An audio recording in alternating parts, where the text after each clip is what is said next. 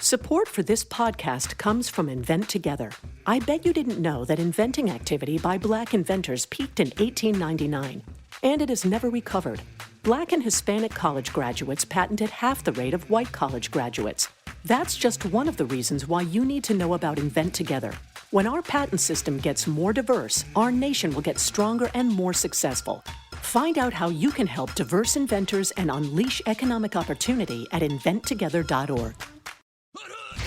You're listening to Family Feud, part of the Paris Style Podcast family. They might not be brother and sister, but they sure do fight like they are. Here's your hosts, Keely Orr and Shotgun Spratling. Welcome to another episode of the Family Feud podcast. I'm your host, Keely Orr, joined by Shotgun Spratling. And we're cousinless today, Shotgun. Chris Trevino is on a much-deserved vacation, so we're back to the basics, the OG podcast. Thank goodness. Oh, come on.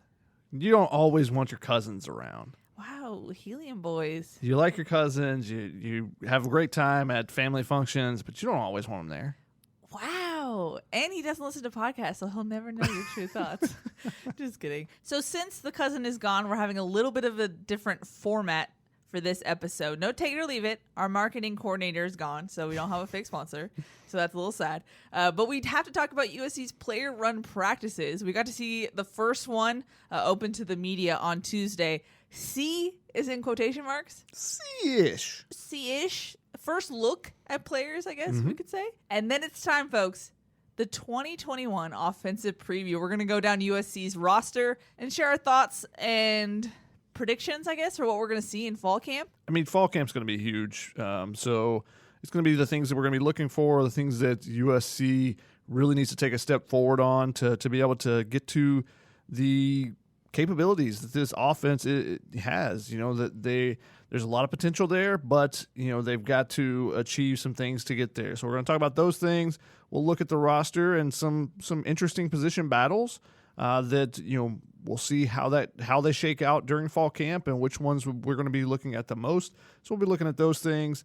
You know, it's fall camp. It just feels like we're getting more and more back to being normal. We're close. The Pac-12 Media Day is going to happen in a few weeks. So that's going to be something that was completely wiped out last year as far as a live event. It was a lot of Zooms that day going through. Yeah. So, you know, it'll be interesting to be able to see the coaches and see other reporters from around the conference that you haven't really seen. You know, I didn't see anyone last year. You know, I was on the concourse, so, you know, I saw a couple of the local reporters when we would be leaving the stadium. But besides that, you know, I wasn't really seeing anyone. So it'll be, you know, fun to see some old faces, some familiar faces, but more and more baby steps along baby steps, we're getting back towards normality. So eventually get back to the Coliseum with fans in it. It's going to be fun when that happens, but a lot of work to be done for us, but also more importantly for the USC football team before that happens. Yeah, I mean, the PRP made me realize that I hadn't been that close to players basically since last March. And it throws off your whole like observation comparison game as a reporter because it's hard to be like, oh, he looks bigger because it's like, I didn't see him in person, you know? And we got to conduct our first interviews up close, not via Zoom. There wasn't a computer involved, thank goodness. And we had to play a game called Who's That? Because Keely did not recognize. Excuse you. You didn't either. I didn't recognize some of the new faces. Same. Keely didn't recognize the new faces or some of the guys that hadn't been on campus for more than like 2 years. Okay, here's the thing. If they were in pads, I would be able to recognize them just because the body shape, that's my bread and butter. Faces, they're usually covered, okay? And we haven't been in person. Yeah, I'm a little rusty. Pads because then they have numbers on them. That would make it easier for you. I clarified because I knew you were going to call that out. It was body shape and how they move, you know? All about the body shapes. I'm just saying. Anyway, as a reminder, you guys can send us questions or emails, submissions to the pod at familyfoodpod@gmail.com. I did check, Shotgun. I know you're going to call me out on it. I did check. Thank you for the email we got. We're actually going to address it a little bit later, maybe in another episode, so we'll see. Wait, did you check after I asked you if you checked? No, Shotgun. This is the first time we're that's recording what this. happened. It's totally fine. You can also look out for a tweet from Shotgun, usually on Thursdays. We got a couple questions, so we'll answer that towards the end of the show. But Shotty, like I said, we got to see the first quote-unquote open player-run practice. It's the first one that USC let us attend. And by attend, I mean we got to stand by the tunnel and watch players walk past us. And then we sat for an hour and then requested a couple of players that we could talk to. Then that was it. Yeah, that was the most important thing, is that we actually got to talk to players in person for the first time in a long time. So that was, fun to get back to and, be able to say hello. Like Jonah Monheim was requested by someone else. But then afterwards, me and him talked about our flow a little bit. You both have excellent flow. Yeah, we got a lot of flow going here, and very similar situations where he said it was right before the pandemic hit. He was about to go get a haircut. He didn't, and then there was no opportunity. So then as it grew out, he's like, I don't mind this. I kind of like this. I like this look. So, just chit-chatting, those type things that we haven't been able to do for so long. And, it's for us, it's just a way to get to know the players better. Jonah Monheim's a guy who I covered multiple games of in high school. I talked to him at multiple events as far as the opening and stuff like that. So I had a relationship with him before, but haven't talked to him in a year and a half, basically. That's the thing is, you can't get any, fun side conversations over Zoom. It just doesn't work like that. You can't pull anyone away on Zoom. Like, hey, all your other reporters, log off now. I'm just going to talk to him for a second and just chit-chat a little bit. And it's such an important aspect to me, it's that's how you get certain observations, or that's how you provide extra context to things, is those little conversations, because then later down in the road, you can ask a guy coming off the sideline, hey, blah, blah, blah. You know what I mean? It's just it's an extra bit that helps you in the long run. Yeah, and for us, it's building a relationship too. You don't get an opportunity to do that, online. You can talk to people on the phone a little bit, but in person and being able to read and react to people as they as they react to your questions, it tells you a lot about a situation and how things may go. That's much different than over text or on a phone call. So just fun to be able to chit chat with players and talk to them a little bit. But also, it was our first look at a lot of new guys. There's 4 new transfers that have arrived already, 9 transfers coming in this class or coming in during this offseason. 4 of them had already arrived during the spring. 4 new guys that showed up, and then Jake Smith, the wide receiver from Texas, has not arrived yet. And then 11 new freshmen. There's 12 freshmen that are summer or fall admits that will be joining the team, officially joining the team in pads in the fall, that weren't there for the spring. We saw 11 of them. The one guy that wasn't, well, he's doing the Hollywood tour right now. That'd be Sierra Wright, the freshman cornerback from Loyola High School, who played LeBron James' son in the new Space Jam movie. So because that movie is coming out this week, he was at the premiere earlier this week. He's doing kind of, a lot of PR stuff, doing interviews and whatnot. So he's a guy that I don't think he's really missing a ton from these PRPs, but, just an opportunity for him to hang out with Anthony Davis and LeBron James and stuff. That's pretty unique experience. So you got to let him go do that.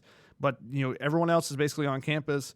There were some guys missing, which, that happens pretty much at every PRP, whether someone has classes or has a family vacation or whatever it may be. You usually have a couple of people that aren't there. But we pretty much got to see the entire roster. Yeah. 90 to 95% of the roster, and seeing some of the new guys up close and seeing, okay, Malcolm Epps is listed at 6'5.5" in our database. He don't look 6'5.5". Drake London looks 6'5". Epps looks like he's 6'8" or 6'9" compared to everyone else. He just towered over everyone, it felt like, as he was going by. And you go, that guy could be a real weapon in the red zone if they choose to throw to the quote-unquote tight end. Is he going to be used as a wide receiver? Is he going to be used as a tight end?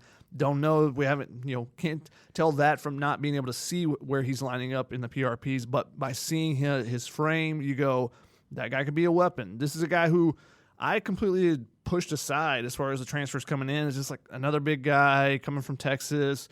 What is he going to provide? Is he going to be able to break into the lineup? But you look at him in person, you go, okay, never mind. I think this guy has something he can contribute here. He has the dude factor. You just look at guys walking down the tunnel and you're like, that's a dude. He made I wouldn't classify Brew McCoy as a small gentleman. Brew McCoy is nowhere near a small gentleman. And he was walking with Brew McCoy, and I was like, he makes Brew McCoy look small. It was just you have to use that guy somehow, because that's just has weapon written all over it. Yeah, and we'll see if that's the case. If they try to find mismatches, that's been something that we've pointed out in the past, how they've really, stuck to the offense, and the offense will work rather than, hey, let's find a mismatch and line this guy up against this guy. So, is that something they try to do a little bit more? That's something we'll talk about a little bit with the storylines as well. So, it was our first chance, and I think the biggest thing to me was Epps. He looks like he's got a big neck beard, so he looks like he's 35 years old already, and looks like he can go out and dominate like he's been a 7-year pro in the NFL or something. Now, we'll see once he gets the pads on, what he looks like, where they line him up, all those type of things. But just initial impressions, that's what we were able to get. And, being able to see some of the guys that we haven't seen in a year and a half or so. You say you can't really compare it, but you can make that big comparison. Like, what do I remember this guy looking like? Yeah. Is there a big difference? Not necessarily a lot of those. It wasn't necessarily like, wow, this guy looks so much bigger. Like Malik Murphy, the quarterback from Gardena Serra, hadn't seen him since the pandemic. And the first time I saw him a couple weeks ago, oh my goodness, the guy was already huge, and now his chest is bigger and everything. You go, that guy looks like a grown man already, and he's 17 years old. Yeah. So I didn't think that there were, for me, and maybe you had a different, observation from this, but I didn't see anybody that just, caught my eyes like a Nico Fala Pro Day experience, which we mentioned before, where someone shows up and you're just like, wait, who is that? Oh, that's so-and-so? He looks completely different. I didn't feel like there was anyone that really stood out necessarily that way. It was more the new faces that caught my attention. Yeah, the new faces caught my eye. The only ones I kind of noted were Keenan Kristen. He looked a little bit bulkier to me, and now I know you don't fully agree with me on that. So yeah, I didn't necessarily see that, but I also wasn't, I was taking pictures of guys and, just clipping them as they were going by because, they're walking by in a group and you're just trying to get as many as you can kind of. So I wasn't really focusing on anyone early. I was focusing on the new guys later. But again, no one really caught my eyes like, oh, that guy looks completely different. Yeah. Kyle Ford, I think, looks, is a big dude. I think he actually looks a little bit slimmer than we saw him in the fall. And I think that's a positive thing, which tells you. Fall or spring? Fall. Okay. Well, that's what I'm saying. Like, it's hard to make full comparisons because you're going from seeing them in pads from the aquatic center in spring to no pads up close. It's a weird comparison. Yeah, so I'm trying to think back to the last time, we kind of basically saw the same thing, which I guess would be PRP's 2019. Oy vey. Or I don't maybe even remember. The one spring practice of 2020. Yeah, I guess. I guess it was, were there PRPs, winter PRPs that year? No. I don't think so. Yeah. Yeah. A long time ago, is basically what it was. So it's difficult to make that judgment. But again, I didn't see anyone that just, wow, that guy looks so different. I think the couple guys that we've seen make those kind of transitions, are continuing that. The guys like a Liam Douglas, like he looks completely different than where he came in at. There's a couple of offensive linemen that, are continuing to build mass and stuff. Liam Timmons, I think, was one and of those. Jonah Monheim is a guy, from high school to now. I think he's taking some steps. So some of those guys that we have seen those baby steps, we have seen them enough that it, nobody really jumped out at like, that looks so different, like Malik Murphy did to me the first, time, because I literally have not seen him at all. Some of these guys, we've seen them in pads, we've seen them in Zooms or stuff. So I think it's a little bit different there. So it's hard to make that judgment. It was more about getting initial impressions of those first-time guys, whether it be the freshmen. Corey Foreman still looks like a dude. Looks like he's ready to, he can go out there and play from day one. We'll see where they line him up, what they ask him to do, but he looks like a guy from day one. But, Taj Washington, I can't, there's no real judgment. He looks fast. I don't know why he looks fast. Okay. Just from the appearance, and Sure. that's complete judgment, just a complete, nothing just a gut behind feel that. thing, yeah. Just a gut feel. And I've heard some positive things about him already from some people around the program. So, he's a guy that he's probably the most interesting guy for me going into fall camp that I want to see, that I haven't seen any from before. But he looks fast. Epps looks big. Chris Thompson Jr., the safety transfer from Auburn, he looks big. He's bigger than Xavier Alfred. He's bigger than most of the safeties already, both height-wise. I think he's 6'2", and then also, he's a little bit thicker in the shoulders than Isaiah Polamau or some of the other guys. And then running back Darwin Barlow, the TCU transfer, thick dude. I don't know exactly how they plan to use him, how different he's going to look, but he has, broader shoulders, I would say, than the other running backs, just from the look at it.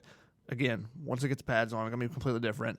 How does Epps move in pads? How does Barr? That's all going to be something completely different. But just getting some initial impressions of the first time guys. The interesting thing for me was there was like the first wave of players coming out, and then we were told like, hey, practice is going to happen, come back at a certain time, and then you kind of hear cleats coming up, and so I have to open up my camera back again. I'm like, who's coming? And if you didn't know who he was, there was 2 long scars down his shins, and I was like, I think that's Ishmael Shropshire, which it was. He was moving, which is good. He was walking on his own. He did have cleats on, but he didn't look like he was going to be like a full participant. So I guess that's something to watch for. He's a big dude, though. So that was at least notable. And then Greg Johnson returned. Solomon Tuialapupu, saw him. He didn't look like a guy who was coming out of rehab or like a Ishmael who was by himself coming out probably to watch or whatnot. He was with people and he had cleats on. Shouts to Dan, who was on cleat watch for Solomon Tuialapupu all the time. But we didn't see if he was able to do anything or if he was limited. And the official rule of the Family Feud podcast is that we don't speak about Solo until he's like practiced 2 weeks in a row. So that's all we can really give for I like how you just try to usurp my rules and call them the Family Feud podcast rules. I mean, are you part of the podcast? Yeah, they're my rules, though. And then you try to say, like, oh, no, it's the podcast rules. Excuse me. I'm picking up what you do with everything I say. Lies and slander. It's true. And I'm going to find these clips. Sure. I'm going to find these clips. I'm going to find these clips. You know who actually stood out to me that wasn't anticipating? Colin Mobley, the defensive lineman, the freshman from Maryland. That dude's huge. I didn't expect him to be as big as he is. I think he's listed at 6'4". He looks that. He has broad shoulders as well. So he looks like a guy that could potentially step in and play, contribute a freshman season. He's a 3-star guy, so everyone forgets about the 3-star guys and goes, we'll see them down the line. But he looks like a guy that has the body type that can contribute right away. He's not going to have to put on a bunch of weight or take off a bunch of weight like you sometimes have to do with some of the freshmen when they're coming in. So he was a guy that caught my eye as well. And a general point that I have to just make here, I feel like people took your photos and blew it out of proportion. Like, to the point where people were saying that, like, the players look like the before photos on Biggest Loser. Like, come on, guys. Really? I didn't see that comment. Really? Like, come on. Like, part of me is like, okay, let's take some of the top negative posters, put them through a Bobby Steiner and the Boys workout with the players and see who does well. I'm just saying. It's a lot of internet talk. And the thing is, lenses can distort things. You didn't give full body shots. I'm just saying. It was a lot of criticism for the first look at players. Hey, my lenses don't distort anything, lady. What are you talking about? Okay, but you know what I mean. It was basically like chest and up shots of a lot of players because, I have a longer lens, so they came by quick, and I was trying to get as many as I could. So it's not a full body shot. You're not looking at people's ankles. I know that's a comment that gets thrown around the P. Let's check his ankles. I didn't go look at it and go, these guys don't look like they're doing anything this offseason. Look normal to me. It all depends on what you look like in pads. And until we see them in pads, it doesn't really mean anything. As Todd Orlando and the entire defensive staff will tell you, these no pad practices, they don't even count. Yeah, true. So the main bullet point is we got to see players, but we'll see. Yeah, true. Saw some guys. We'll see what they look like when they put the pads on and where everyone lines up, all that, which is why we got to jump into this fall preview. Where is everyone going to line up? Well done. You've been like Mr. Transition for the last 2 pods. It took you a while to help me out. Wow, I'm transitioning. Well done. Yeah, well, let's go into the offensive preview. And I was trying to stop myself because I wanted to do this when we were talking about the tight ends because I have questions based on what I saw. But first off, let's just talk about overall heading into 2021 this season. What are the storylines that we're looking at or the main bullet points that, you and I are going to watch for in fall camp? First off, I just said offensive line starters. Who is going to start? We don't really know. It's been the biggest thing. I mean, it's what, half a decade now that I've been running. Like the offense will be determined by the offensive line once again. But this feels like more than any other season that we've gone into, there are a lot of question marks about where people are going to line up. Because normally you feel like, okay, it's set at 4 positions. Maybe there's a big battle for one spot. But now you can move guys around, and because it's a first-year offensive line coach in Clay McGuire, where does everyone line up? Does he want to move guys around a little bit? Do you want Andrew Voorhees at a tackle spot? Do you want to lock him in at one of the guard spots? Who's going to play the 2 tackle spots? Basically, it's Brett Nealon's going to be in the middle of the line. Who's going to be on the 2 sides of him, though? So here's the thing. The guy I talked to after the PRP was Brett Nealon, and I made this joke. Like, we get questions all the time about who's going to start on the offensive line, and I said, basically, the only answer we can give is you. And he said, was kind of like, wait a minute, like, no spot is given. And I kind of give him this look like, come on. But he was like, every day's a competition, the whole cliches. But you're right. It's like, it's pretty much, Brett's going to be the center, and then who else, Yeah, and I mean Justin Dietrich is a guy that could compete for that spot. We have confidence in him as a center as well, but he's a guy that if he's playing and Nealon is healthy, then they're both on the line. Is the way I look at it. So does Justin Dietrich jump into the mix somewhere? Can he play guard? I just think that there's a lot of question marks going in. We don't know, and there's some veteran guys that could be displaced. And that's going to be a big question mark. Can they lock down the spots? Liam Jimmons, Jalen McKenzie, the spots they were at last year. Andrew Voorhees, is he going to be in the same spot?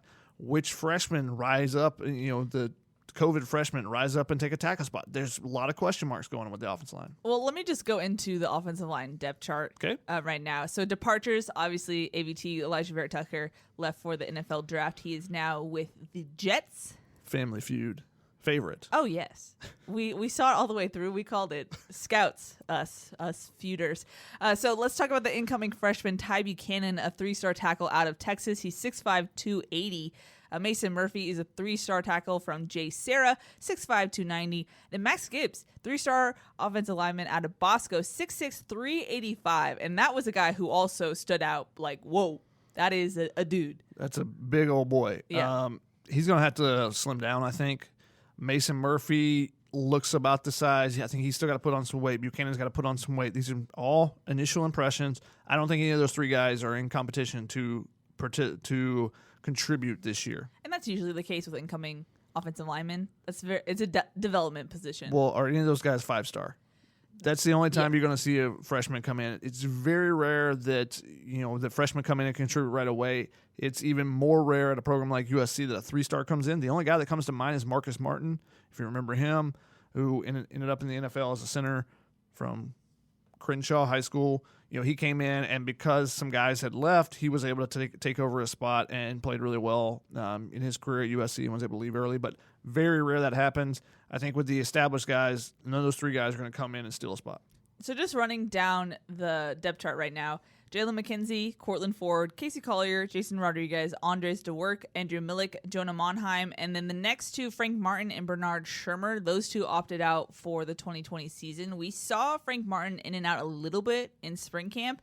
Bernard Shermer has just been a question mark for his entire Trojan career, so not sure about that. But so we'll see about Frank Martin's status. I don't believe we saw him on Tuesday. Did not see him on Tuesday at the PRP. Shermer we haven't seen in I don't even know the last time we saw him on a practice field or with USC's players. So he's kind of an enigma. Still on the roster, though, and Frank Martin is still on the roster as well. So we'll see if either one of those guys, if they come in the fall and they're ready to go. They're older guys. They give you experience. Maybe they're a guy that can bump their way up with a new coach. But the fact that Frank Martin wasn't able to, work his way in during the spring tells me that's probably not likely. And the fact that Shermer we haven't seen in so long, probably not likely either. So the offensive tackle is really, does Jalen McKenzie hold on to his right tackle spot? And then which of the freshmen from last year, Cortland Ford, Casey Collier, and Jonah Monheim, take over a tackle spot? Whether it be just the left tackle spot or both the left and right tackle spots. So I think that's what we're going to be watching to see where have those guys taken strides? Have they made any gains from the spring camp? Or do you not feel comfortable with those guys and go, we got to move one of these older guys somewhere, whether it be Andrew Voorhees, whether it be Liam Jimmons, we got to make a move and move somebody around. I think that's, from what we saw in the spring, I don't think that's what's going to happen. But the big question then becomes Jalen McKenzie. Can he hold on to right tackle, or does he slide back into right guard where he played previously in his career? That was one of the biggest questions that developed for me over camp. I thought Jalen McKenzie would be a for sure tackle spot, that right tackle, because you need an experienced tackle body, if you will. But then I was like, is it time to move him inside? I felt like he was more effective in the plays that we did see him in spring when he was playing guard. I don't know. We'll see. Because they started experimenting. I mean, we talked about ad nauseum how they were supposed to do a lot of mixing and matching with offensive line, and we didn't really see that till the second half. I think I like the lines better where it had freshman tackles versus McKenzie. And you may look at it if you're the coaching staff and say, I want to go ahead and work with these younger guys because I'm going to be here for a couple years and I want them to take over and be able to develop over the next couple years, rather than saying, okay, give this guy, the older guy, the playing time now. We'll worry about building up the younger guy next year. You know, when you're playing a video game, if the guys are graded similar, you play the younger guy because you know he's going to eventually develop in the game. Now, it doesn't work that way in real life, but that's basically the sentiment here, is that if you see those two guys as equal and one of them's older, one of them's younger, one of them's got more eligibility, you play the younger guy, you let the older guy either walk or sit the bench or whatever, and then you go with the younger guy and he can build and develop as his career progresses because you still have more time with him. I haven't mentioned it yet, so I'm going to run through the guards. Andrew Voorhees, Liam Jimmins. I put Justin Diedish because he is a guard candidate, and we've seen him there. And then Liam Douglas. And then, of course, the centers, Brett Nealon, Justin Diedish. Gino Quinones, who we didn't see much of in 2020. And then I'm just putting it down because we've seen them take snaps before. Liam Douglas and Andrew Millick have gotten center reps. So there's the full offensive lineup. Yeah, plenty of options at center, but Brett Nealon's going to be there. Yeah. You know, as long as he's healthy. So that then pushes you to the guard, and you go, okay, Andrew Voorhees, Liam Jimmins, do they lock down those spots? Do you want to keep them there? Or, you know, and Jimmins is now competing not only with Liam Douglas behind him, but also Jalen McKenzie being pushed over by one of those freshmen being bumped up. So, you know, there's a lot of battles going on there, and it's not just straight up, you know, left tackle versus left tackle. Now there's some movement. It's like, okay, well, Jonah Monheim, when he played left tackle in the spring, looked really good. So do you look and see if he's the candidate to start at left tackle versus, you know, Cortland Ford was the guy that, you know, got the first team reps initially and got the most opportunities there. Casey Collier is a still developmental guy, you know, great size, good feet, but he's got to be able to bend a little bit better, you know, and he missed a little bit of time, you know, going back home because of the COVID protocols. You know, you have to come back and you have to be out for a little bit, but he missed some time going back because his sister was going to be the number one pick in the WNBA draft. Every practice is crucial for a developmental guy when you're fighting for position. So do those things hurt him? Has he taken strides from the spring? You know, if they're working, one of the things that we've been told is that a lot of the workouts are much more functional workouts.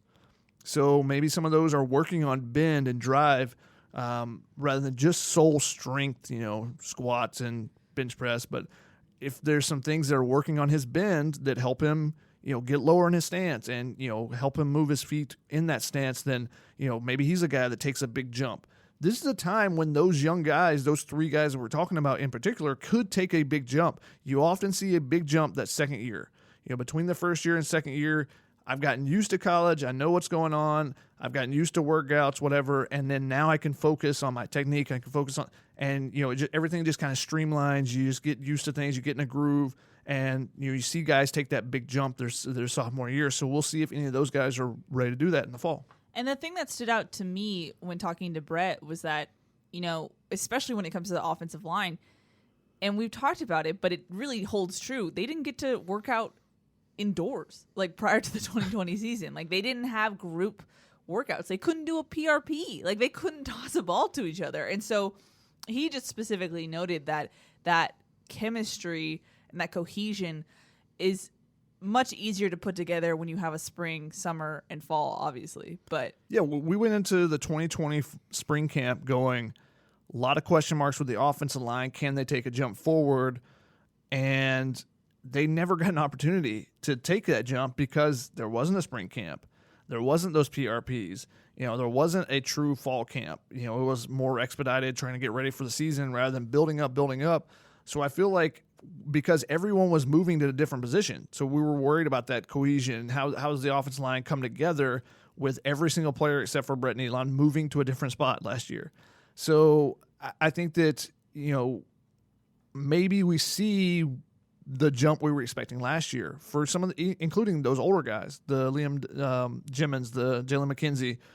now they've had time actually being able to practice at that, practice beside each other, besides just playing in the game, and they've been able to work on some stuff in the offseason now that things are a little bit back towards normality a little bit more. So maybe we do see the offensive line take that jump forward. And, with Clay McGuire, you're getting new teaching, maybe something clicks there.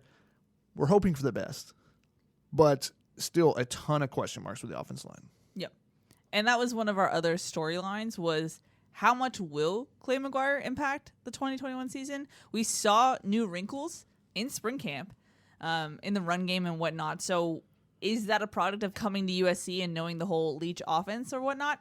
I don't know. But it seems like we did see changes in spring camp.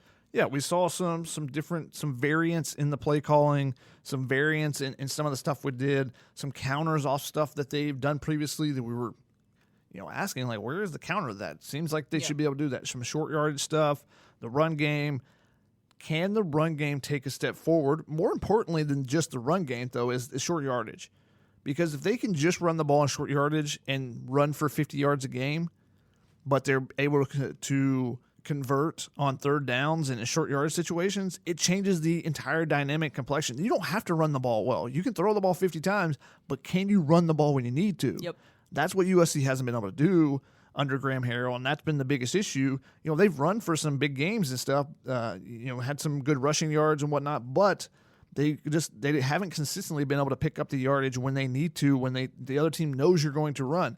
And with some of the wrinkles, some of the variance in the play calling that we saw, definitely had, felt like it was coming from the fact that Clay McGuire is on the staff now, because Graham Harrell respects him. He played under him. He coached under him previously, so he respects his opinion. So I think that you're seeing some of those differences, and the fact that there was no other new coaches on the staff. Seth Dagey was already on the staff previously, even though he wasn't a full-time coach. So he's the only new piece, and suddenly there's new wrinkles to it. That tells me that he's got a big part in it. And so it comes down to the run game and those things, but also the play calling. Does the play calling shift because of Clay McGuire? And it seemed like that in the spring. Do they continue that in the fall? Or was it just, let's try some things out because it's spring camp and then we're going back to our normal stuff that everyone knows what we're running and we think we can run it better than them? Well, speaking of the run game, let's go into the running backs. So for departures, it's hard to believe. I don't know why I don't think this, but Marquis Stepp was actually on the team in 2020. What? I felt like he was gone earlier. It's weird. It's just been that type of year. And then Stephen Carr also transferred. So you have those two staples, guys that you think of when you think of USC running backs. You think of those two. They're gone. So now USC has some additions. Keontae Ingram, we saw him in spring. He's a Texas transfer. They also picked up Brandon Campbell as a spring enrollee. He's a four-star running back, 5'10", 190. And then another transfer, Darwin Barlow, a TCU transfer. He's a redshirt freshman, 5'11", 204. And then looking at the depth chart, outside of the additions, you have Vi Malapai, Keenan Kristen, and Quincy Junti. Yeah, you lost two transfers. You basically said, all right, we're going in the transfer portal. We're going to get two guys back. And I believe that both Ingram and Barlow have one more year of eligibility than Stepp or Carr had. So I think replacing, when you look at them straight up as Barlow for Stepp, Ingram for Carr, you're adding an extra year of eligibility. Plus, Keontae Ingram stood out this spring. So Is he better than Stephen Carr? Is Barlow better than Stepp? I don't know necessarily there, but the fact that you're adding extra year of eligibility is big there. So Ingram has 2 years of eligibility remaining. Barlow, as a redshirt freshman, I believe, would have one more year than what Stepp had. So you're filling in a little bit of the void from your recruiting issues that you've had at the running back position. And then Brandon Campbell comes in. He stood out to me in the spring too, making more plays than I expected, I would say. It seemed like every practice he would have one, you go, okay. One of those kind of perk up your senses type of runs that you're like, maybe this guy can contribute a little bit as a freshman when you wouldn't expect that normally with Ingram, Malapai, and Keenan Kristen remaining on the roster as well. So, Kristen is the big question mark for me. We saw him for the first time at the PRP this week after, he wasn't with the team in the spring because he was running track, did really well on the track team as well, but does he get an opportunity? Does he fit in, or is he forgotten? That's a big question mark for me. Is it going to be, because it could easily be Ingram and Malapai, and that's it. Yeah. we've heard Mike Jinks talk about, I want to have a 1A and a 1B, and that's it. I don't want to be rotating 3 or 4 guys. Which is new. And so, but do they follow through with that? We've heard a lot of promises from the offensive coaches that haven't been followed through. So is that something they actually follow through with? That's going to be one that we'll be keeping an eye on. I don't think we'll know that in the fall camp. We'll have to wait till the games.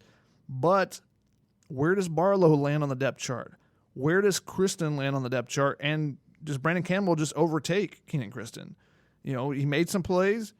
And depending on what they think out of Kristen as far as pass blocking and all the other aspects of running, or do they feel like we can open up some holes this year? And if that's the case, Keenan Kristen's speed is going to play so much better than everyone else's. He turns a 4-yard run to a 40-yard run as long as there's a hole. He's not going to break a bunch of tackles and run 40 yards like Keontae Ingram did with the pass that he caught in the spring game, but if you give him a hole, he's going to turn that 4 into 40 much quicker than anybody else. And that's the question about the 1A, 1B running back that Jinx talked about.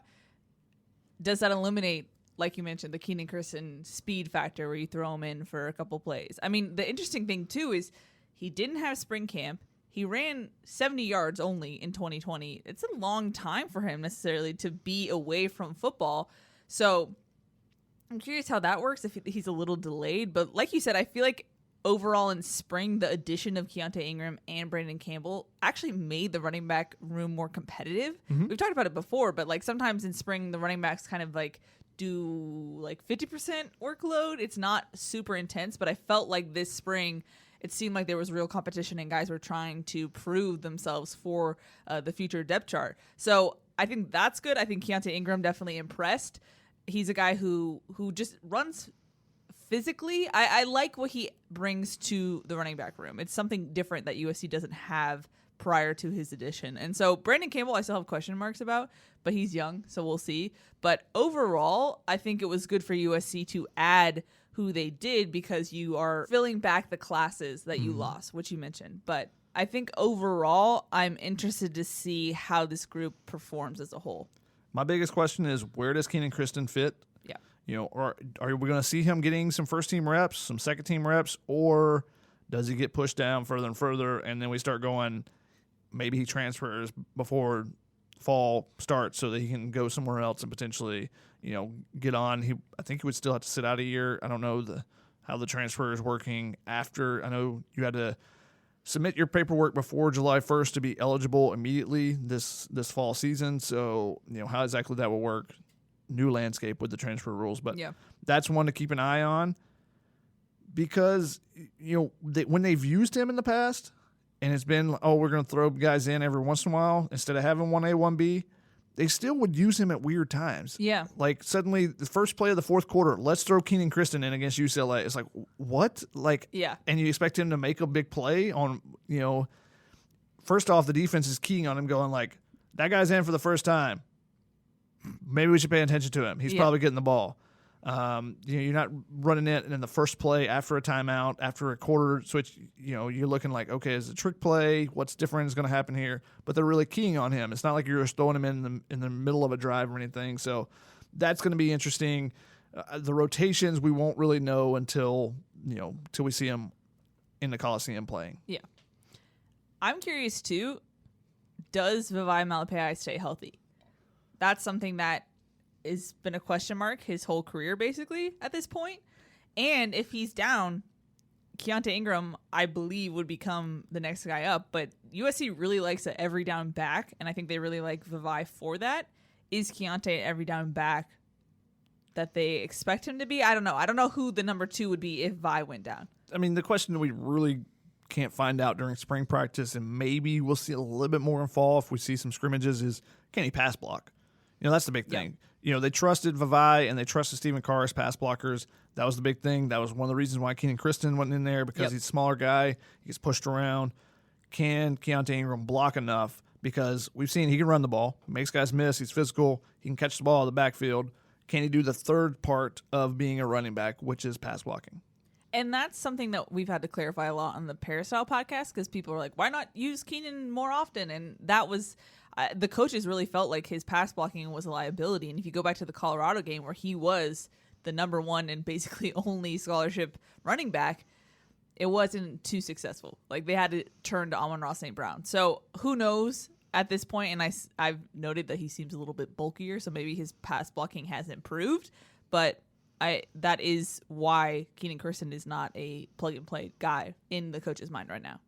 Yeah, we'll see. The running backs are an interesting group that you kind of feel like Vi's going to be in there. He's going to be one of the 1A, 1Bs. You feel like Keontae Ingram's probably that other guy. But who makes an impact? And running backs always get hurt, so who's going to be able to step up and be the third guy too? Yep. Well, let's move to a position group that, if you're a USC fan, maybe I don't know if you've heard of them. They're called the tight ends. People always ask, when are they going to use the tight end? Like, they play. Now, do you want to use them as a pass catcher? That is something completely different, but they are used often. They're on the field almost every play. Very little 5 wide receiver sets from USC, very little 4 wide receiver and 1 running back.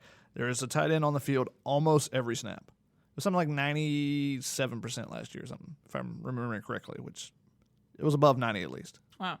See, okay, I know I was snarky, but this is what was coming up in my mind when we were talking about Epps. I do think there's potential with the bodies that they're getting to actually use them in a receiving way, as a receiving threat, ? And that's the thing, is what do they want out of that position? Do you want a guy? I mean, I know what they want. They want a guy that can block and go catch. What are you going to get out of that position? Because who on this roster do we think can do that right now? There's no one that stands out and you're like, that's a complete tight end. That guy, is a dynamic weapon in the pass catching, but also we know he's a good blocker. The blocking, and take him for what you want as far as the PFF grades go, but the tight ends have routinely, been very poor, graded out very poorly in the PFF grades as far as pass blocking, as far as run blocking, more importantly run blocking, but occasionally they stay in for pass blocking. But so who on this roster? Does one of those new guys, can they do it? I don't know. Well, let's get into the roster. Departures, USC actually didn't have any departures for tight ends. So there's a lot of guys who we've seen. There's 2 guys we've seen for a long time at USC at the tight end position, and we'll get into that. But as far as additions, we mentioned him, Malcolm Epps, a Texas transfer, listed as 6'5.5", but I'm going to list it as like 6'10". Just kidding. But no, he's a tall dude, 218. 6'20". 6'20". That would be something else. He's 7 foot.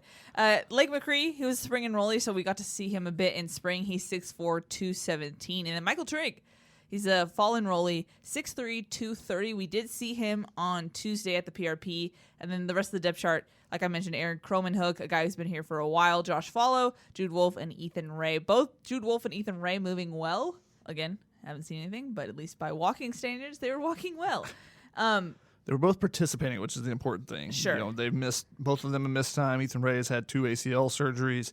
So to see them both, appearing to be healthy from the little bit that we gathered, that is a very large tight end room. Which went from very little depth to bursting at the seams. Yeah, which makes me wonder, okay, is Malcolm Epps going to line up at tight end? Is he going to put his hand on the dirt? Same thing with Michael Trigg. Maybe they see Trigg as the future of the tight end position, and they go, well, this season, let's let him play receiver more, play that Drake London, and then we'll continue to develop him in practice about, putting his hand on the ground and blocking, but in the game, maybe we don't use him in that. I don't know. We'll see. That's something I'm looking forward in the fall camp, is to see who actually puts their hand on the ground. That's going to be interesting to me, because Epps, was listed as a tight end at Texas. We've heard talks that he's going to come here to be a big wide receiver more than necessarily a tight end. So is he putting his hand on the ground or not? Trigg, the same thing. He didn't play tight end in high school. He played wide receiver, big wide receiver. So are those guys coming to play a Drake London role and be a slot receiver, a big slot receiver? Or are they coming to put their hand on the ground? And I don't think we know that until the fall. So that it's an interesting position to watch, because there's so much depth for one. So that means a ton of competition. Yeah. Eric Cromanhook has dominated that position as far as taking the majority of the reps, taking the majority of the snaps. But I think there's a ton of guys that you think have a lot of talent, that hasn't been fulfilled yet. Whether it be the new guys coming in, Malcolm Epps, he's got some catches and stuff at Texas, but hasn't fulfilled the talent to the level that I think he thinks he's capable of. Jude Wolfe, Ethan Ray, because of the injuries. I think those guys are both talented as well. Saw them in high school make a ton of catches, going against some really good safeties and stuff at the USC Elite Camp, seeing them make a bunch of plays. So, I think there's a lot of talent at least pass catching wise. Who can block enough to get on the field? Or is it Eric Cromanhook, who you don't look at as a pass catcher, but has been the consistent guy in the lineup because he's been the best blocker of the group? And it's worth noting, and of course, coach speak is coach speak, but we did hear that Eric Cromanhook was having the best spring that he's had as a Trojan, so maybe there's improvement there that can be useful. And the interesting thing about having more depth and more, I don't know if athletic options is the right way to describe it, but more options, we can see more things on the field, like 2 tight end sets, which we did see in spring, which I think they showed that in the spring game, so we can say that. Yeah, I mean, they did more 2 tight end sets, and it's not like it's a big change in their offense or anything, because part of the reason why they did it is because they were so limited with wide receivers, which we'll touch on a little bit when we talk about that group. But there were so many injuries and just the departures and whatnot. They didn't have a ton of scholarship wide receivers. So they're like, let's just throw the tight ends out there and get them more work. So I think you saw more 2 tight end sets. Maybe they saw something and said, maybe we can use this a little bit different. They legitimately could line up an entire lineup of tight ends at skill positions. I mean, you could put Trigg, you can put Epps, you can put Cromanhook, Follow. Those could be your 4 guys at the receiver positions. I don't know that you want a running back, but you could go 5 wide with 5 tight ends if you really wanted to. There are enough receiving options there, and they're dynamic enough that you could do that. Do you really want to take Drake London off the field? No, but you could if you really wanted to. Just to, this is the type of thing that you do in a video game when you're up by 56 points or something. Let's put the tight end lineup in there. But then you get in the red zone, just throw it up to anybody you want. But that tells you how deep the group is and that there's enough athleticism that you could split out 5 guys if you really wanted to. So I think that the group has much more depth, and we'll see if that means much more pass catches, much more targets, because they don't get a lot of catches because they don't get a lot of targets. Now, are they open? That's a big question. Are they just taking up space to occupy defenders? Maybe that's all that they're being asked of. But we have seen in the air raid offense at times the tight end can be used heavily. You look at offenses like the Kansas City Chiefs.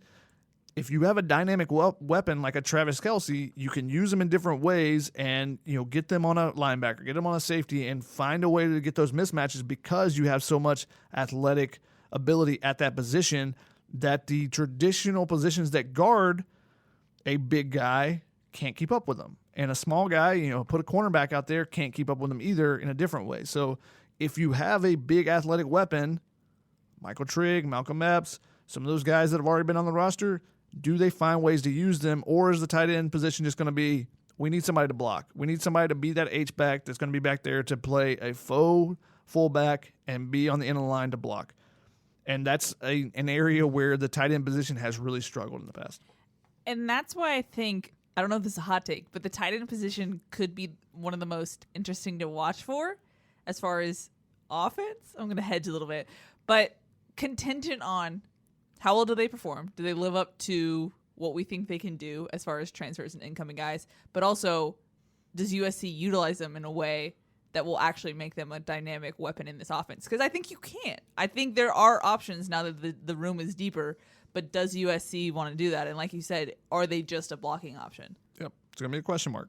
And the fact that there's 7 guys, competition, because there's 7 guys for a position where there's usually only 1 on the field at a time. That's like running back. Like if you have 7 running backs and they're all competing and they have different aspects, there's going to be a ton of competition. So I think you're going to see a ton of competition at that position. Yeah. Again, we got to see where Epps and Trigg line up, but it will be interesting. Now, moving on to the wide receivers, one of the storylines that I think we've talked about a lot is which wide receivers will step up after Drake London. Because we know Drake London is the guy, but who else is going to step up? Who else is going to be healthy? It's a big question. So going into the depth chart, departures, Amon-Ra St. Brown obviously left for the NFL, Tyler Vaughns as well. Josh Jackson is counted as a departure because he left for the defense. And then Manir McClain was suspended for the 2020 season, and he ended up transferring during this offseason. So those are the departures for USC's wide receivers. Then additions. USC got a good amount of additions so far this offseason. Taj Washington as a transfer. Katie Nixon, the Colorado transfer. He's 5'8", 190. We did see him in spring. Kyron Ware-Hudson we saw on Tuesday. He's a 4-star, 6'1", 200 wide receiver. Joseph Manjack is a fall enrollee. He's a 3-star, 6'3", 200-pound receiver. And then Michael Jackson, who we also saw in spring, 6 foot 200. I believe he got injured though, right, Shotgun? Yep. He did not finish the spring. Neither did Gary Bryant Jr., who's one of the returners, which brings you to your depth chart. Yes, the returners. She's over here swinging her arm like, no, this is my thing. I got to stop you. Once you get on a roll, there's no stoppage. It's true. Drake London, Brew McCoy, John Jackson III, Gary Bryant Jr., and Kyle Ford, who I put a question mark next to because we still don't know fully how his knee is doing, but apparently he told you he's doing well.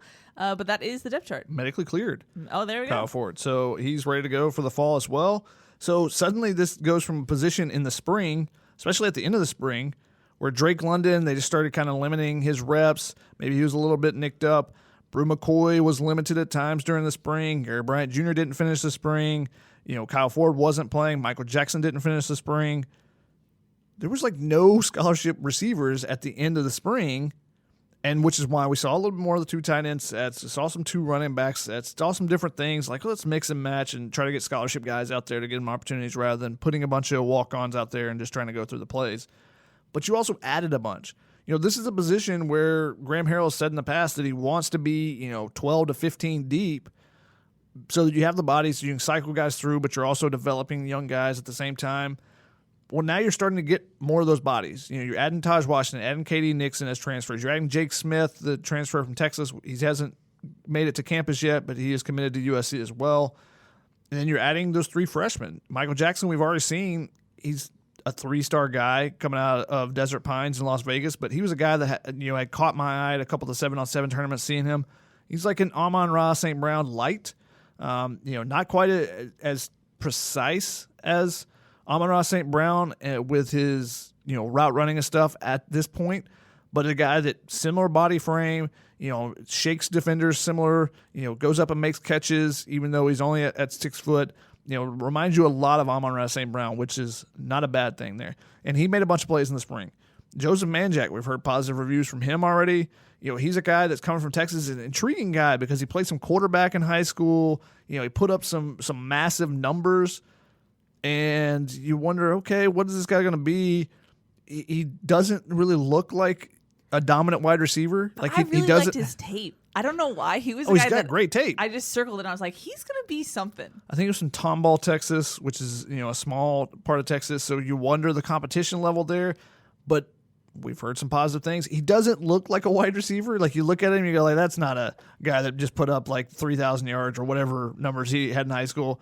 But then he's a guy when he puts the pads on and go out there, he just makes plays. He's a guy who I thought was the shifty slot guy who was 5'11", and then I saw him on Tuesday and I'm like, he's 6'3"? What? I don't know why. It just didn't appear that way. So you're adding some different types of receivers there. You still have the big bulky receivers on the outside in Brew McCoy, Kyle Ford, Drake London. You got a speedster in Gary Bryant. You're adding more speed with Taj Washington, adding speed with Katie Nixon, adding speed with Jake Smith. Do you use those guys in the slot? Do you take the top off? There's some more options, I feel like, now. But. Are you going to actually rotate them? That's something that has been talked about, and this is what I talk about when I say we've heard things from the offensive staff before that haven't come to fruition. Initially, Graham Harrell was like, we're going to rotate receivers, we're going to do this. And he's like, well, Michael Pittman's too good. I'm not taking him off the field, which I understand. But when you're running a bunch of streaks and you're running different things, you need to take those guys off, give them a break, force those cornerbacks to be running that much and have fresh legs going against them. I think that is, would be more beneficial to the team than keeping one player on the field at all times, even though Michael Pittman Jr. is very difficult to take off the field because of how good he was. But now you got Drake London. Are you ever going to take him off the field? No. Okay, well, I think Brew McCoy can become that guy. You ever going to take him off the field? Well, no. Then when are any of these other guys going to play at all? So are you going to rotate? And if they're moving the ball and if they convert on short yardage situations, you keep drives going, you give more opportunity, more plays. Maybe you do see some more rotation. A lot of things that could go into that. But a deeper wide receiver group, even though you don't have the experience that you've had in the past, you don't have the experience production that you had in the past with Amon-Ra St. Brown, Tyler Vaughns, and Michael Pittman before them, guys that had already produced and were coming to this. You had Drake London, and he's produced. And Brew McCoy, we saw some good things from him last year in his limited time. I think he's the front runner to take over one of the other outside spot. Yeah. Kyle Ford is returning. Feels really good. I talked to him on Tuesday, and he's in a great mindset. You can see, just talking to him, you can feel the excitement from him, because he's coming back out, going to be finally back healthy. So I'm curious to see. He's a guy coming out of high school. Him and Brew McCoy were very similar. Put up both of them produced a ton for their high schools in the Trinity League, the toughest league in America. So I'm curious to see where he's at. And then what do we get from those young guys, those newcomers? Taj Washington, I talked about it. He's a guy that I'm curious to see. He was an All-American at Memphis last year as a freshman, as a redshirt freshman. Does he come in and take over a slot position? Can he beat out Gary Bryant? How do they use those slot guys? Do you want to use Gary Bryant on the outside to use his speed against it? There's a lot of question marks there as well with where people line up. I feel like that's the biggest thing with the offense this year is where is everyone lining up? Yeah. The offensive line, with the wide receivers, the tight ends, where is everyone going to line up here? And I think that's what we're curious to see during the fall. And I think that's what's going to be the biggest thing to come out of the fall on the offensive side. Who ends up starting, and where are the people that are starting, where are they lining up this year? Are you concerned at all about maybe health issues that we saw run through the wide receiver room in spring? No, not necessarily. I mean, spring, if you get nicked up, you don't want to push anything and actually get a serious injury. And if you roll an ankle or something in the fall, during a practice, then you maybe miss 1 week and you're back. Spring is a little bit different, or you play through it during the fall. So I'm not necessarily concerned. The fact that Michael Jackson and Gary Bryant were both participants in the PRP on Tuesday is a positive sign. The fact that Kyle Ford is medically cleared, positive sign. So I feel like you're going into the fall at least and you're healthy. So we'll see where they go from there. Yeah. For me, and I've said it before, I don't think we saw a really reliable target outside of Drake London in spring. It just felt a little clunky. Reliability, but also who gets a good connection with Keaton Slovis? Yeah. So I think that's going to be really big. Like, who can Keaton Slovis count on to be in the spot where he's expecting them to be? Do you turn left? Do you turn right? Just Keaton Slovis, which way is he looking when he does that? When you're trying to run to grass in this offense at times, you have to be on the same page or else quarterback throws it one way, cornerback takes it the other way because the wide receiver turned a different direction. So I think that's going to be something that to keep an eye on is who is vibing with Keaton Slovis, basically. Vibing. Yeah, and I mean, it was underrated skills of both Amon-Ra St. Brown and Tyler Vaughns to be in the right spot at the right time and have that connection with Slovis. So, and you're missing that now going in, and I think we felt that in spring is what I'm saying. And that'll lead us into our next storyline, Dun, dun, dun. which is about Keaton Slovis. But if Keaton Slovis is Keaton Slovis of 2020, who's going to go up and make tough catches? Because there were times when guys were forced to go up and make some difficult catches, and that's what you want from your wide receivers at all times. But if Keaton Slovis isn't on the money like he was in 2020, which of these young guys, which of these new guys is going to be capable of going up and making the contested catch if the throw's not perfect? Yeah, I mean, you said it, but the biggest storyline is which Keaton will we see in 2021? There's a lot of talk heading into spring camp about the work he did, both mentally and physically, with quarterback coaches and things. So which Keaton do we see? And that obviously will determine a lot about this offense because you need your quarterback to be a strong guy leading the team. In 2020, it felt like a lot of times they were trying to make up for some of Keaton's mistakes. Yeah, there were times when the ball didn't come out cleanly. There were some flutter balls.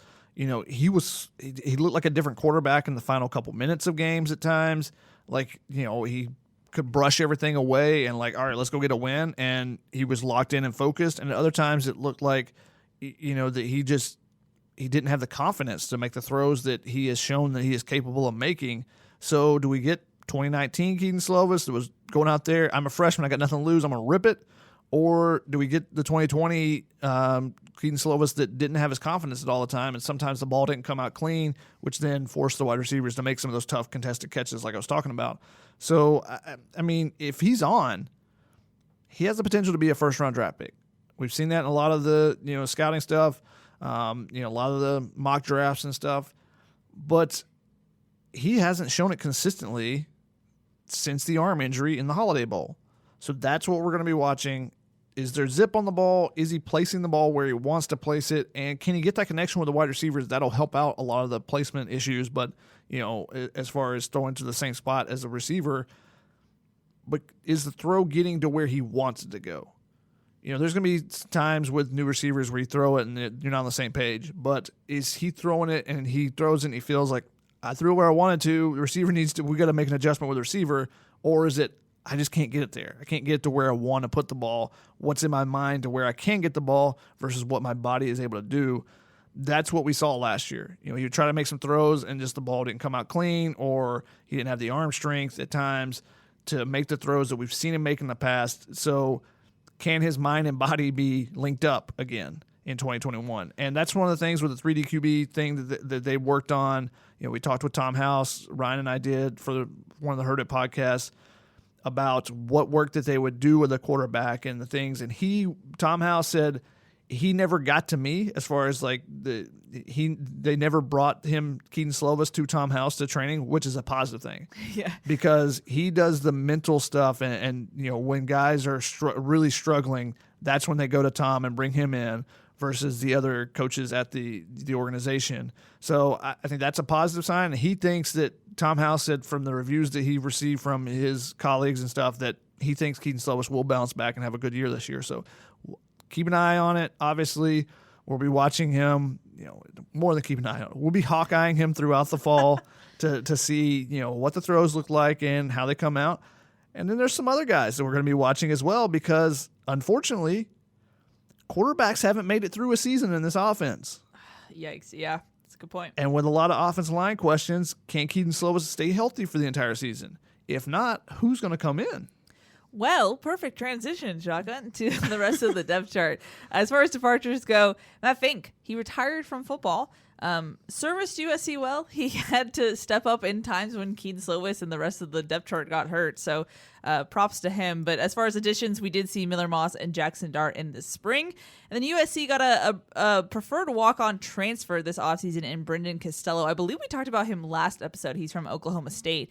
So as far as the rest of the depth chart goes, obviously Keaton Slovis. Mo Hassan, who tore his ACL in the spring game. Yeah, he was the backup. He was having a good spring, and you would say he was probably the guy that was going to come in if Keaton Slovis did get injured. But unfortunately, Mo Hassan goes down with an ACL injury. He's not going to be able to play this year. So you're looking at the freshmen, Miller Moss, Jackson Dart, but also you have Brendan Costello. So we'll see about that. Yeah, I mean, Costello is an interesting addition. We talked about it a little bit in the previous podcast, either last week or the week before, but I think it's huge to get a guy that is a scholarship caliber guy, that was on scholarship at Oklahoma State, played at San Clemente, played in a successful program. Obviously, Sam Darnold, Jack Sears, he was the guy after them. He's a little bit different, so you could bring him in and use him. He can run around a little bit more than some of the other quarterbacks. So do you want to use him for something? How does he fit into this? He has a little bit more experience, having been in college for a couple of years. Can he beat out one of those young guys? I don't think that's going to be the case, but Mo Hassan was a guy that was a preferred walk-on, basically transfer. Similar situation, had been on scholarship at Vanderbilt, came to USC. I think he earned the scholarship at USC as well. So we'll see if Costello follows the similar path. With Hassan was leading the way in the spring because the young guys were making some young guy mistakes, which is expected. Can Costello get in there and compete for that backup position? That'll be interesting to watch. That'll be kind of the key thing to watch, is that the backup battle is what we'll be watching with that group, as well as Keaton Slovis and what we just talked about. But the other thing to watch with the quarterbacks will be the backup battle. Jackson Dart came out of spring, was leading that. But I think that Miller Moss could easily take a big jump forward because if you remember, Miller Moss hadn't played in over a year. Yeah. And I think people kind of forget that, and they're just like, "Oh, Jackson Dart was the greatest," and he's the heir apparent now. He was coming in warm, relatively. Yeah, he's coming in hot. He's coming in with a ton of confidence, And now Miller Moss, you got to worry about how does his confidence as far as the battle goes and that whole situation. But I think Miller Moss, he was doing the right things, doing the checkdowns and stuff like that, not throwing the ball wildly or anything. We didn't see any Ricky Towning out there. So Did you just make that a verb? I think I made it a verb in a previous podcast. Wow. Yeah. Okay. He didn't throw 3 interceptions in a row in a PRP that we've seen. So I think that he can take a big jump forward just because you basically have shaken off the rust from the fall and now he's back to competition. So we'll see if that is the case. Or is Jackson Dart, is he the heir apparent? He's got that swag. He's got the hair flowing right now, the blonde hair. He just seems like he always has a smile on his face. And he's a gunslinger. He's not afraid to throw passes that you go, oh, don't do. Okay. That's if you're on the sideline as a coach going, no, okay, touchdown, we'll take it. And that's kind of the Keaton Slovis play, the touchdown against Oregon early in the game to Drake London. If you remember, he ran all around the place. If you're drawing up the diagram, it was like there's a bunch of squiggles. Yeah. And after the game, he was like, Keaton Slovis was asked about it, and Graham was like, I told him, don't ever do that again, type of thing. Good job. Don't ever do it again. That's the type of things that we're seeing from Jackson Dart. He's not afraid to make throws on the run. Both he and Miller Moss, I think, are good at making off-platform throws, which has become a necessity in this offense because of the offensive line issues. So, who's going to take that back over spot? That's going to be a big question mark. And does that battle continue throughout the season? Because, again, with Miller Moss, I think that maybe he shakes off the rust and takes a jump forward. It could be something as who's grasping the offense, who's understanding things in practice the best as you go along. And I think that could be a season-long battle. And you wonder, like, if Keaton Slovis makes it 8 games and he goes down in game 9, who comes in then? It might be different than who would come in game 1. So I think that's a position battle we'll be watching throughout their careers, until one person takes over the reins or one person exits the competition. I think that's a competition that will continue back and forth, similar to Jack Sears, Matt Fink, and that group, when they were trying to win that backup battle and then win the starting position when JT Daniels was coming in.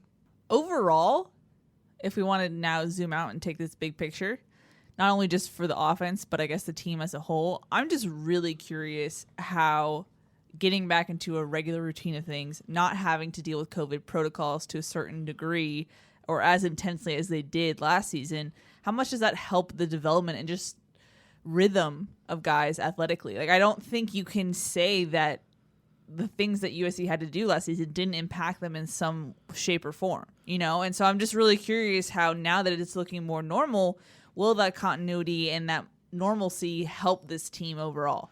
I think you could see some really big jumps, some unexpected jumps too, from guys that you have maybe written off or been like, he backslid, he's not going to develop that.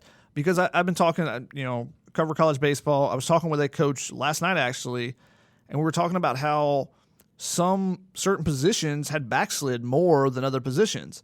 So maybe offensive line, is that a position where because you don't get the close connection that you normally would, off the field, on the field, all those things, is that a position that you could see some big jumps going forward? And with a new coach, do you see maybe that's a position where we see multiple guys take some steps forward and the offensive line surprises us a little bit? USC fans, I think, would be very happy if that was the case. I don't think they're anticipating it because they've pretty much poo-pooed anything on the offensive line ever happening positive again. But I think that that's something to keep an eye on. Are there positions where, like skill positions, maybe those are easier to, because it's just a natural athletic ability, maybe those are easier to overcome not having the routine, the practice schedule that you normally have, whereas maybe some of the, the defensive line, offensive line, maybe see some of those guys jump more because of that. I think that's something interesting to watch. Don't forget there was a pandemic last year, and it was a completely it was a completely different experience. It was completely, unheard of. Guys training in their garages, like Justin Dietz pulling trucks and stuff. Yeah. Working on the strongman competition, tryout video. It was completely different. So now that you have a new strength staff, it's focusing on those functional lifts. do we see improvements in areas where maybe we've written off, or maybe where we just, considered like there's not going to be improvement there, and maybe we get some surprises in some different areas than we're anticipating? Well, I guess for now, that is our offensive preview. Well, I guess we'll have a ton of more thoughts once we actually see things in fall camp and whatnot. So be sure to stay tuned for that. But any final thoughts about this preview, Shotgun, before we get into some questions? No, I think, again, it all goes back to the offensive line. Because, one, it's who's going to start, what impact is Clay McGuire going to have, can they run the ball, can they keep Keaton Slovis healthy? I think it all comes back to that. I think you feel confident in your skill position players. They'll make some plays. But the offensive line, it all starts there. Alrighty, like I said, let's jump into questions. First one is from Reggie. He says, what, if any, is the plan to reset the recruiting board on prospects west of Texas? It seems like recruiting outside of Dante and So'oto is beginning to struggle. I don't know about resetting the board. I think they're still going to be recruiting the kids they're recruiting. Do you start putting more emphasis on some of the local recruits? Getting more opportunities to see them, the evaluation periods and stuff that they got during June, and seeing guys when they came on campus, being able to evaluate them. Maybe that changes your board a little bit. Any evaluation period is going to change your board a little bit. So maybe in the fall, when you see games again, maybe that changes some things. But I don't think you're going to completely reset the board. And I think that they're going to continue to going after some national guys, having some success with some of those guys at certain positions. But you gotta be able to go get those offensive linemen. That's the big question. That's the thing that everybody wants to talk about. There's not a ton of offensive linemen in Southern California or on the West Coast that are big name guys. The ones that are, can you get back in the mix? Can you close with them? Well, that's a question we have from Gilbert, who says, are they ever going to get 5- and 4-star offensive line help? I mean, Austin Jackson and Elijah Vera Tucker might come back to help somebody move or something. Does that count? Snarky Shotgun. No, unfortunately for USC, they're not making any traction there. They've still got a couple big names on the board. Devin Campbell, Nito from Texas as well. But Addison Nichols just eliminated USC, or at least cut them out of his top 3. So that was a big target that they thought that they were making some ground with. Ernest Green, Gerard talked to him this weekend. Sounds like USC's still in the mix. He still wants to get up to USC. So there's a couple of guys still in the mix for USC, and I think Josh Connerly is a guy that USC could be in the mix for as well up in Washington, 4- or 5-star guys. But I need to see some results before I can say that they're going to get that help. Rambam43 says, with wide receiver recruiting seemingly falling behind a bit, do you know or have you heard anything about Coach Kerry Colbert or other support staff members using Reggie Bush as an angle? I know Jaden Gould was a huge fan of him growing up, and he recently committed. I mean, everyone should be using Reggie Bush as an angle. I don't know why you wouldn't. I would just send his highlights out just randomly. Like, hey, check this out. Doesn't that Cardinal and gold look really cool? Like that would be my tweet or my text to a prospect. As far as Kerry Colbert, are you sending out Reggie Bush specifically for wide receiver recruiting? Not necessarily. You can send out Robert Woods or Marquise Lee highlights, or if you want to go back to Keyshawn Johnson, there's a lot of things you can send out. There's at every position on the field, there are USC greats that you can link back to. But you can also use someone like Reggie Bush. I haven't heard anything about Coach KC, Kerry Colbert, using Reggie Bush in particular. I know when Reggie Bush visited, Kerry Colbert was there. He was one of the guys that was basically with him. So I'm sure that his name comes up occasionally when Kerry Colbert recruits. I think for USC, the big thing is they need to try to get one of the big 3 of the West Coast guys. Gavin Sawchuk, Raleek Brown, and Javante Barnes, 3 guys that 2 were committed to Oklahoma, and another that is Oklahoma's in the mix for. So they got to be able to steal one of those away from Oklahoma or keep Javante Barnes from going to Oklahoma. They do have the commitment from DeAnthony Gatson from Newton, Texas. So, they've got one in hand. They need to get 2 in this class as well. They've got a couple of other options that are local options, like Jalen Thompson. Those are I think those are plan B options, Speedy Luke as well. But I think they're looking at that upper echelon group, the 5-star from Colorado, Gavin Sawchuk, the 4-star Raleek Brown, who is such a unique weapon that you can use in the slot and different things. And then Javonte Barnes, who's more your traditional running back, but is a guy that I love watching at 7-on-7 events and stuff as well. So I think you got to get one of those guys. And then if you hold on to Gadsden, I think you feel happy with the class. If you can get two of those guys, flip one of them from Oklahoma, sign Barnes, then maybe Gadsden gets pushed out of the class. I think there's different ways that this class could go. If they don't get one of those top three guys, then I think you're looking at Speedy Luke or Jalen Thompson as a backup option. But I don't think USC fans are going to be enthralled by that. I think those are solid options, but I don't think those are the options that USC fans would be, super excited about. I believe we also went into more detail about this in last week's podcast. So if you want more answers, go to the question section then. We have a couple more questions. First one is from Esoteric Simpleton, who says, I'm intrigued by some of the options in USC's linebacking core. What have you heard about Solomon Tuliaupupu? How did he look? Do you think Taylor Katoa can help this year? Taylor Katoa is another guy that was at the PRP. He's a guy that had an injury and, didn't really do much in 2020, as he returned from his mission. Solomon Tuliaupupu, again, what have we heard about him? That he's out there and his recovery is coming along and he's should be ready to go in the fall, I believe. Chris Trevino is the expert on the Solomon Tuliaupupu news because I try to stay out of it until we see him practice for a full week in a row. So how did he look? He has an interesting haircut right now, and he looks like Solomon Tuliaupupu. Well done. We got a question from Jerry, who's also at Great Halos fan. Great job, Jerry. I don't know about that. He says, Shotgun, how much will NIL affect high school baseball players' decision whether to sign with MLB team or go to college? Also, for top baseball players with football scholarship offers, i.e. Bubba Chandler, MLB signing bonus might not be as big of a prize if they can make money in college. I mean, it depends on what type of NIL you think you can get, what schools you're looking at there, but also what type of signing bonus you could potentially get. I mean, if you're going to be a top 5 guy and you're getting $5 million, that's much different than if you're a 10th round guy and you're getting $140,000. So I think that's what it comes down to. The interesting thing with the NIL in baseball is that what schools are going to make money? I mean, what schools can you capitalize on that from? Do you know any of the USC baseball players off the top of your head right now? Not in recent memory because there haven't been a bunch of first-round picks and stuff.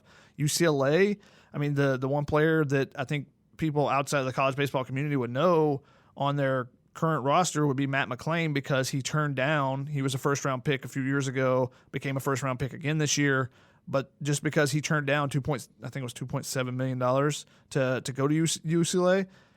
So, and UCLA has been a successful program for year over year. Now, Garrett Cole and Trevor Bauer. Did anyone know them in college outside of the college baseball community? I don't know. Now, when you go to Mississippi State, where I went, and they just won the national championship, when they have 40,000 people in attendance for a weekend or 30,000 people, I think that then you're changing the dynamic. I think all the people that are coming to those games, they knew who Rowdy Jordan was, who was their leadoff hitter, who didn't get. I think he got drafted late in the draft this week, but when he did something good, the entire crowd would start chanting his name. I think it's a completely different dynamic there. I think in Starkville, Mississippi, you put Rowdy Jordan on a billboard and people are going to be excited about it. You put Matt McClain on a billboard in L.A., I don't think there's the same attention to it. So I think that it's going to push potentially some players to smaller college towns. I think more so than in other sports. I think basketball, you can create your own brand outside of the university, outside of the college campus, the college city that you're in. Baseball, can you do that? I don't know that there's the same type of following, as far as highlights and stuff go. So I think it's going to be more difficult for rising college players to think that they're going to get a bunch of NIL money that way. But two sport guys, you got two markets to potentially go after. So I think that always helps. And that takes us to another question that we got about Nico Umaleve. I think that's I'm still working on that one. Still working on pronouncing that one right. You are, but we got a question about a video you retweeted of him dominating on the volleyball court. Seth said, that video you retweeted is impressive. Is playing both football and volleyball a realistic goal for a player since they are in different seasons? I know it's been done with track, but has it been done with volleyball?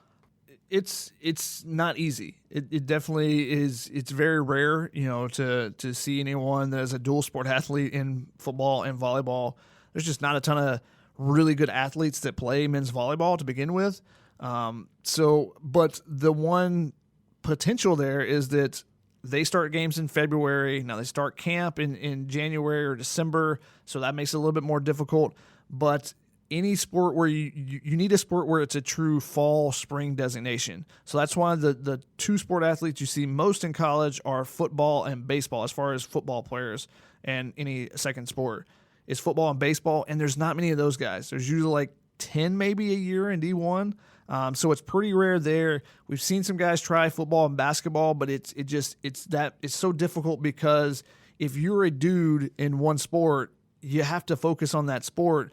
Drake London is a guy who I think could have been a stud in either sport and could be a pro in either sport. But because he got early playing time in football, he started late as far as basketball, and eventually you end up giving up the sport to focus on one or the other. So maybe you could see somebody do, both football and volleyball because it's separated like that. You see some of the track athletes, that happens occasionally, and sometimes that can be a recruiting pitch for some guys. Isaiah Sategna, a guy who just picked Oregon over USC, part of it was he was looking at the track programs as well. So maybe you look at Nico and say, he's the guy that could potentially play volleyball in college. Is that something he really desires?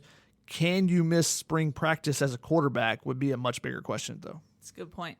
And one final question we got was from Stevie, who asked, where do you think USC's chances are with Nico? And he says that he thinks he's the best quarterback in that 2023 class. And he's a guy that is projectable. He's getting bigger and bigger. He looks so different from when I saw him at a USC elite camp, 3 or 4 years ago now. So, he's a guy that I want to see him with upper echelon receivers. I want to see him going against upper echelon defenses. And see how he competes there. Malachi Nelson, I think, is a really good quarterback as well. There's some other ones in that group that are in the mix. But, yeah, he's up there in that upper echelon tier, and he could still be growing. That's the crazy spot. He's like 6'6" right now, but he might even still have an inch or two more to grow as well. All right, that's going to wrap it up for questions this week and this week's podcast. Shotgun, we're in preview mode already. It's that time of the year.